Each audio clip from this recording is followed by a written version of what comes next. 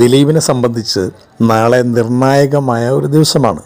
നാളെ കോടതി വിധി ദിലീപിന് അനുകൂലമായി വന്നില്ലെങ്കിൽ അദ്ദേഹം ജയിലിൽ പോകേണ്ടി വരും. കാരണം ഈ വിധി 5 വർഷത്തിൻ്റെ കൂടുതലായിട്ട് ശിക്ഷ കിട്ടിക്കഴിഞ്ഞാൽ ജാമ്യം കിട്ടില്ല. ജാമ്യം കിട്ടാതെ അദ്ദേഹം ജയിലിൽ പോകണം. പിന്നെ അപ്പീൽ കൊടുക്കണമെങ്കിൽ കുറച്ച് താമസം വരും. അടുത്ത കോടതിയിൽ കൊടുക്കുമ്പോൾ കുറച്ച് നാൾ താമസം വരും. അങ്ങനെ വരുമ്പോൾ ഈ ദിലീപിൻ്റെ കൂടെയുള്ള ആളുകളും ജയിലിൽ കിടക്കേണ്ടി വരും. ഇവിടെ ഈ പൾസർ സുനിക്കൊക്കെ ഒരു 8 വർഷം അല്ലെങ്കിൽ 7 വർഷമൊക്കെ ശിക്ഷ കിട്ടുകയാണെങ്കിൽ അവർ ചിലപ്പോൾ ജയിലിൽ കിടക്കേണ്ടി വരില്ല. കാരണം അവരിപ്പോൾ സബ് ജയിലിൽ തന്നെ 7 വർഷം ശിക്ഷ അനുഭവിച്ചു കഴിഞ്ഞു. അതുകൊണ്ട് ഇവർക്ക് വിടുതൽ കിട്ടും. പക്ഷെ ദിലീപ് ഇതുവരെ ശിക്ഷ അനുഭവിക്കാത്തതുകൊണ്ട് ഒരു 5 വർഷത്തിൻ്റെ മുകളിലേക്ക് ശിക്ഷ കിട്ടിക്കഴിഞ്ഞാൽ അദ്ദേഹം ജയിലിൽ പോകേണ്ടി വരും. പിന്നെ മുകളിലത്തെ കോടതിയിൽ അപ്പീൽ കൊടുക്കുന്നവരെയും വീണ്ടും കിടക്കേണ്ടി വരും. ഈ കോടതിയുടെ തീരുമാനങ്ങൾ എല്ലാം കോടതിക്ക് തെളിവാണല്ലോ ആവശ്യം. ഇപ്പം നമ്മൾ വെറുതെ പറഞ്ഞിട്ട് അങ്ങനെ ചെയ്തു ഇങ്ങനെ ചെയ്തു എന്നൊക്കെ പറഞ്ഞിട്ട് കാര്യമില്ല. കോടതിയിൽ തെളിവാണ് ആവശ്യം. ഇന്നത് ചെയ്തിട്ടുണ്ടെങ്കിൽ അതിൻ്റെ തെളിവ് എവിടെ എന്നായിരിക്കും കോടതി ചോദിക്കുന്നത്. കോടതിയിൽ തെളിവ് വയ്ക്കേണ്ടി വരും. കോടതിയിൽ ദിലീപ് പറയാൻ പോകുന്നത് ചിലപ്പോൾ പറഞ്ഞിരിക്കുന്നതും അതിൻ്റെ തെളിവുകളൊക്കെ വെച്ച് കോടതി നോക്കുമ്പോൾ ചിലപ്പോൾ ഇദ്ദേഹം ഒരു കുറ്റം ചെയ്യുന്ന ആളല്ല, സ്ഥിരമായി കുറ്റം ചെയ്യുന്ന ആളല്ല, യഥാബദ്ധത്തിൽ സംഭവിച്ചിരിക്കുന്നതാണ്.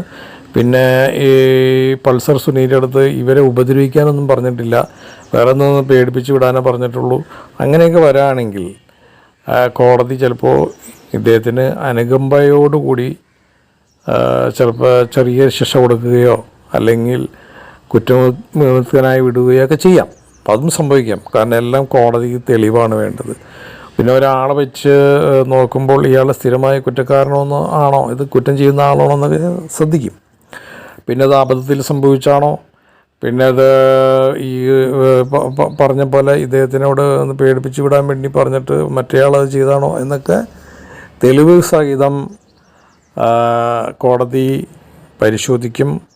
പിന്നെ കോടതിക്ക് വേറെ പേടിയുള്ളത് ഇത് ജനങ്ങളുടെ ഇടയിലും ഒരു വിഷയമായിരിക്കുന്ന കാര്യമാണ്. അപ്പോൾ ഈ ജഡ്ജി വിധിക്കുമ്പോൾ ജനങ്ങളുടെ ഒരു ഇതും കൂടെയൊക്കെ നോക്കും. കോടതി അങ്ങനെ എല്ലാം നോക്കിയിട്ടാണ് ശിക്ഷ വിധിക്കുന്നത്. ഏതായാലും സ്ത്രീയായിട്ടുള്ളൊരു ജഡ്ജിയാണ് വിധി പറയുന്നത്. അവരെ മാറ്റാതെ തന്നെ ആ ജഡ്ജിനെ നിലനിർത്തിക്കൊണ്ടാണ് ഇത് മുന്നോട്ട് പോയത്. പിന്നെ വേറൊരു കാര്യം, ഇപ്പോൾ ദിലീപ് ഇത് ശിക്ഷ കിട്ടുന്നതിന് മുമ്പുള്ള ഈ ദിവസങ്ങളിലൊക്കെ ഭയങ്കര കടുത്ത സമ്മർദ്ദത്തിലായിരിക്കും. കാരണം എന്ത് സംഭവിക്കും എന്നുള്ളൊരു ഭയം അദ്ദേഹത്തിന് അലട്ടി, പ്രഷറൊക്കെ കൂടി ആകെ ബുദ്ധിമുട്ടിലായിരിക്കും. അദ്ദേഹം ചിലപ്പോൾ സൈക്കോളജിസ്റ്റിനെ കണ്ടോ അമ്പലത്തിൽ പോകണ്ടോ പല കാര്യങ്ങളിൽ കൂടിയായിരിക്കും മുന്നോട്ട് പോയിക്കൊണ്ടിരിക്കുന്നത്.